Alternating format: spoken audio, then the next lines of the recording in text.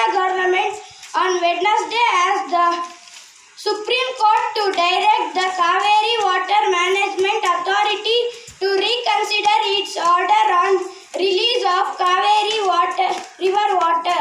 Today's district news. Minister rushes to Lakshmi Sagara, assures solution soon. Says officials have been instructed to clean areas surrounding the canal. Today's state news. Now learn coding in Kannada and other Indian languages.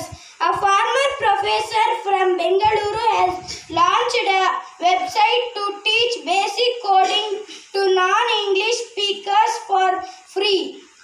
Today's sport news. Cricket. It's mind over matter of Rahul. Batter silence critics with a statement's comeback. Thank you.